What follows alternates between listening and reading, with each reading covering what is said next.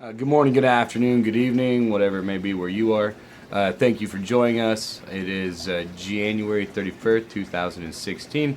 It's a phenomenal day down here in the basin. I think the high was about 74 today.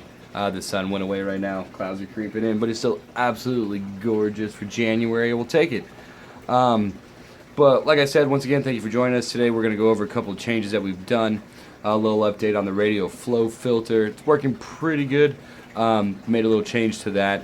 And we're also making a couple of other changes to where how we did some of our plumbing and things like that. So I'll be showing you that, going over that, explaining why we did that. Most of these things are in preparation of adding 2 more beds, 1 more media bed that's going to be pretty much identical to the one that we have right now, as well as 1 floating raft bed.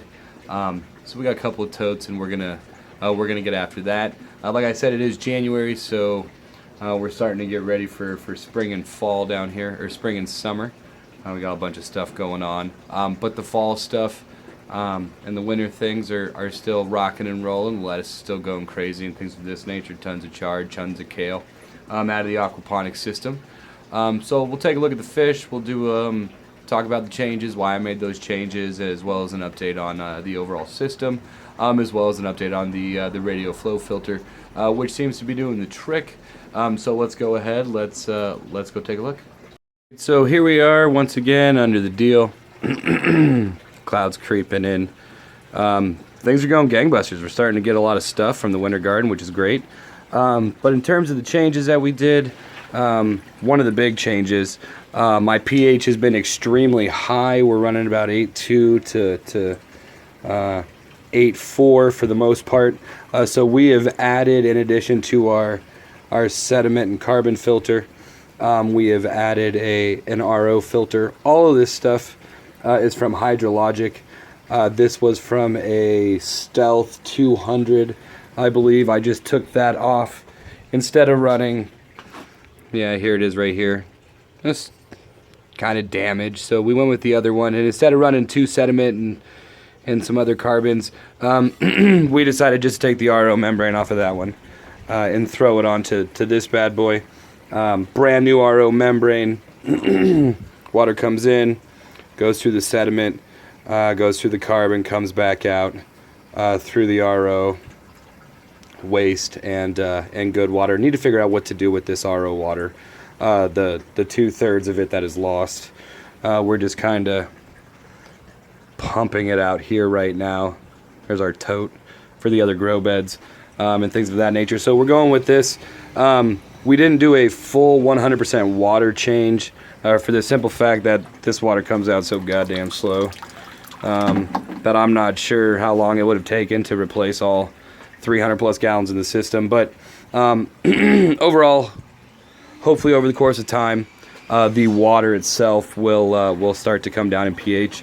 Another thing that we did is we replaced on the inside here. We got rid of the bulkhead fitting that we were using, and we plumbed in a 1-inch uni seal. I did that for the simple fact that the bulkhead is just like this one up here where I jacked it up and drilled another one. But I felt like we were getting a restriction here that was restricting it enough into the swirl filter to then back it up from the grow bed. But we've made some other changes since doing that as well. Here in the radio flow filter, everything seems to be doing what it does really well. It seems to be working really good. The one change we did is we extended our bucket down to the bottom. We added a additional orange Home Depot bucket attached with some screws, cut the bottom out, and it sinks it back down in there so that the solids that do get stuck, you can see we got a little bit extra food. We're still trying to get all the water levels and everything figured out. But it's been doing a really good job getting rid of the solids. There were quite a bit build up over time, which is why we decided to go with one of these. And then some of the other new stuff that we did is we send it all via gravity, and we're sending it directly into the sump tank now. So we have it back here going right into this sump tank. prior to that, in our other videos, we were putting it directly into the grow bed, into this corner. We have changed the corner that everything's going into, as well as how everything is getting into the grow bed. I decided to do this way. And then let's explain this first before we go over my reasoning. We got the pump. Everything's not in 1 inch yet. I didn't have enough 1 inch. But we're running it straight out of the pump. We got our T. From our T1 section, this is the section that needs to be up into 1 inch. It goes to 3/4. It's what I had. I didn't want to go anywhere. Into the venturi, back into the fish tank. From the other top of the T, we're going directly into our fish tank, or into the top of our grow bed. And I did it this way for the simple fact is we are going to be adding 2 more beds. I feel that it's going to be a lot easier to control the flow into the beds when we do it from the pump, as opposed to gravity fed for 3 beds like we did last time.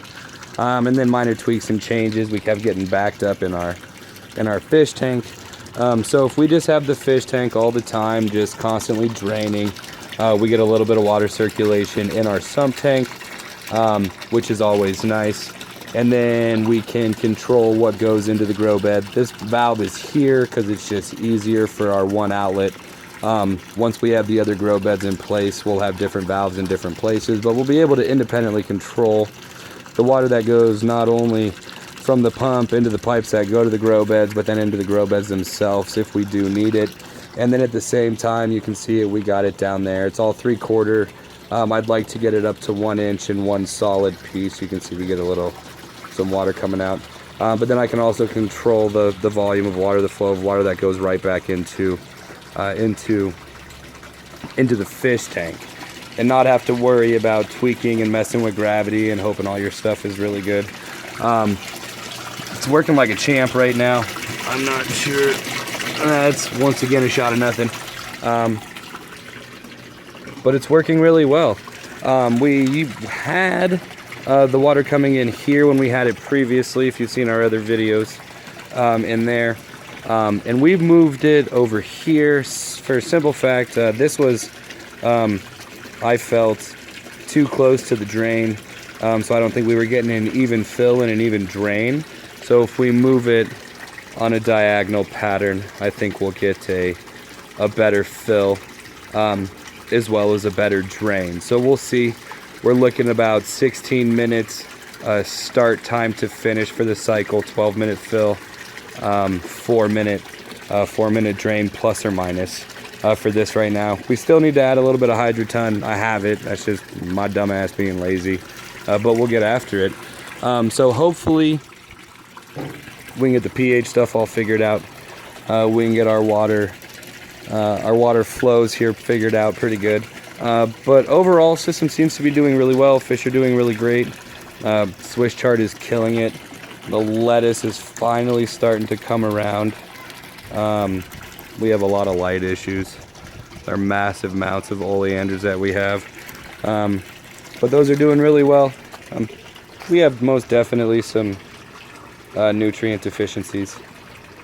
Very evident in the chart that we have right here. The bacteria seem to come and go as the pH fluctuates. And we're still having issues with the temperature. I'll go back, show you the fish tank, show you what we got there. But now that the weather's getting nicer, the temperature seems to be less of an issue. Got a little pad down there just to catch any of the excess stuff that doesn't get caught by the radial flow filter. But right now everything is filling and draining and doing the deal. I really feel that everything's pretty good. Just little minor tweaks here. We'll let the RO water fill it up just a little bit more at its slow ass fucking pace. Shit's ridiculous. But in terms of the temperature, you can see we're sitting at 72 right now. We're using a couple of these bad boys. We have 3 300-watt fish tank heaters. I got 2 in the back, 1 in the front here where the venturi pops out. I got all 3 of them plugged in. Outside temperature's at 70. It's starting to come down. This is a little lower because we did drain out about 1/3 of the fish tank today to make the changes to the uniseal and things like that. This water level's still a little bit high. We gotta adjust that stuff. See if we can get that a little better. There's those heaters right there. But for the most part, pretty happy with the changes. Happy with the Uniseal change. No more restriction and flow from the slow straight up into the swirl or the radial flow filter. We did got rid of the valve right there though, because we're running it a little bit differently. Yeah, so that's that right there. Happy with everything. Spring and summer, yeah. Once again, thank you for tuning in and following on this lovely day down in the basin, and peeking in on our little slice of property. You like what you saw? Please hit the like button. If you'd like to continue along on this awesome journey of exploration, please hit the subscribe. You can also check us out on Instagram and Twitter at 602LarryAZ, or at our Facebook page at Seeds to Sprout. Any questions, comments, concerns, advice, always welcome. Please post down in the boxes below, and enjoy the rest of your lovely Sunday. Thanks again.